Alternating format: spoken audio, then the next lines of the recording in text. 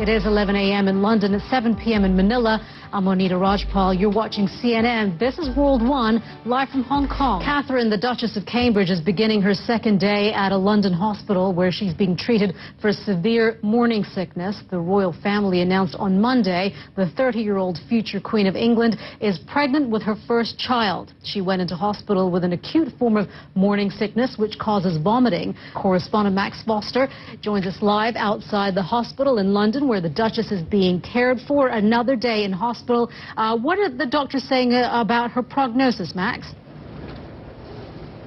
Absolutely no updates from the hospital. They're all coming from the palace, and all I've been told is that we're expecting Prince William to visit today. Yeah, I guess the speculation had already begun when they announced the royal engagement, and then, of course, the wedding. People started wondering when this was going to happen as well. Max, thank you very much for that. Our royal correspondent, Max Foster, outside the hospital where the Duchess is being treated. Well, as Max just told us there, the royal baby is a huge story in the British newspapers today. We want to take a closer look at the Daily Mail's front page, and we heard there from Max talking about that paper. The headline, "A Nation's Joy, a Husband's Nerves." That pretty much sums it up, doesn't it? The paper devotes 14 pages to royal baby news. Again, as soon as the big news broke, straight away it was the top trend on Twitter, and world leaders and celebrities joined the hordes of people congratulating the royal couple. CNN's Atika Schubert has more on that. As you can imagine, news of Kate's pregnancy is making headlines across social media. So take a look at our CNN Twitter heat map, and you can see just how popular the subject is right across the globe. In fact, when the news first broke, we were seeing nearly 5,000 tweets per minute, and at last check, it was about at 1,200. So let's take a look at just what a few of those tweets are saying. The first comes from British Prime Minister David Cameron, delighted by the news that the Duke and Duchess of Cambridge are expecting a baby. They will make wonderful parents. And then a massive storm slammed into the Philippines just a few hours ago, killing at least 4 people and forcing more than 40,000 to get out of their homes. Typhoon Bopha barreled into the island of Mindanao with winds blowing at up to 175 kilometers an hour. That was more than enough to knock down houses and power lines and force local airports to close.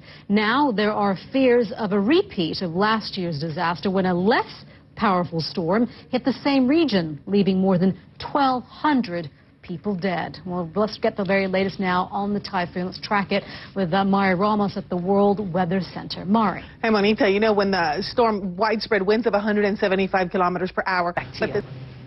All right, Mari, thank you very much for that. We'll check in with you a little bit later on here on World One. You are watching World One live from Hong Kong. As freezing weather hit Syria, a new report from Save the Children is expressing strong concern for Syrian refugee families with youngsters. CNN's Nick Payton-Walsh traveled to northeastern Lebanon to visit refugee families desperately trying to find better shelter and food supplies for their children. Nick joins us now from CNN Beirut. And Nick, before we get to that, we want to talk about a move by NATO to potentially approve the deployment of Patriot missile interceptors. This is something that Ankara had requested. How does this change the dynamics of the conflict? Well, there's little doubt that this request would be approved, but the NATO Secretary General making it quite clear later on today that will officially happen. Hey, folks, take a good look at this.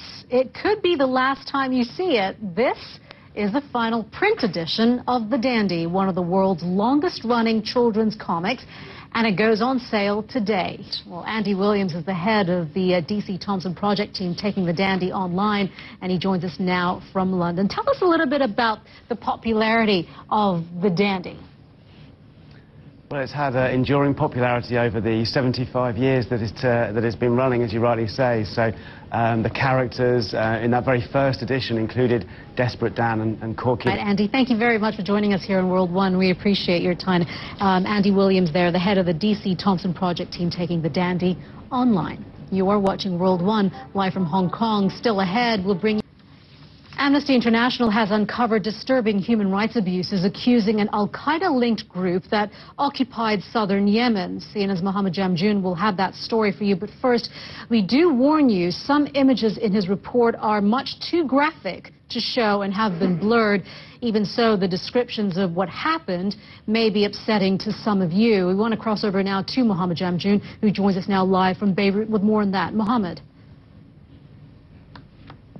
Monita, one morning in early February 2011, residents in a small town in southern Yemen awoke to find that an al-Qaeda-affiliated group had taken over their town. Now, in the month... Mohammed, thank you very much for that. Mohammed Jamjoon reporting to us there. You're watching World One live from Hong Kong. Back. Well, youth sports are supposed to teach kids teamwork, respect, and just have fun. Well, one youth football match in the Netherlands was anything but. Amanda Davis joins us now with the tragic details. Amanda. Hi, Monita. Yeah, this is a really shocking story. Some sports stories just leave you absolutely stunned, and this morning's really is no exception. From me for now, Monita, back to you. Good to see you. Good to see you too, Amanda. I'll see you again soon. Thanks a lot for that. You're watching World One live from Hong Kong. We'll check in on the typhoon that's hitting the Philippines with Mari Ramos. Mari? Welcome back. You are watching World One live from Hong Kong. Let's take you back now to the World Weather Center and Mari Ramos with an update on the deadly typhoon that has hit the Philippines. Mari. Yeah, you know, fortunately, this storm is losing a little bit of strength as it moves across the Philippines, but it's still just bringing such heavy rainfall. Back to you. Well, I guess we don't need to bet if they're going to have a white Christmas or not. That seems like it's a certainty. Yep. All right, Mari, thank you very much for that. Well, it is the royal revelation that sparked a media frenzy. Since news broke that Britain's Prince William and his wife Catherine are expecting their first child, there has been intense speculation over what Kate will have, boy or girl. But unlike in the past, whether it is a boy or girl, it won't make a difference to the child's place in the royal succession. Richard Quest explains how it all works. This is the current line of succession, and Catherine and William's baby will redraw the line of succession. Now, so far it will go from Queen Elizabeth to Prince Charles to Prince William to Harry, and then after Harry to Andrew and Beatrice. Under the rules, of course, men always take precedence over women, even if the male child is born after the female child. But that's the line of succession as it stands at the moment. What happens now, of course, baby Cambridge, please God, comes along and breaks that line of succession. And now the line, of course, goes Charles, William, and then down through William's heirs, through baby Cambridge. Now, and the interesting thing is the Cabinet Office of the UK has confirmed that baby Cambridge, boy or girl, will become the heir to the throne. All right, that was Richard Quest reporting there. You are watching World One live from Hong Kong. I'm Monita Rajpal. Thank you for joining us. Stay with us. We'll update you of the news headlines in just a couple of minutes right here on CNN.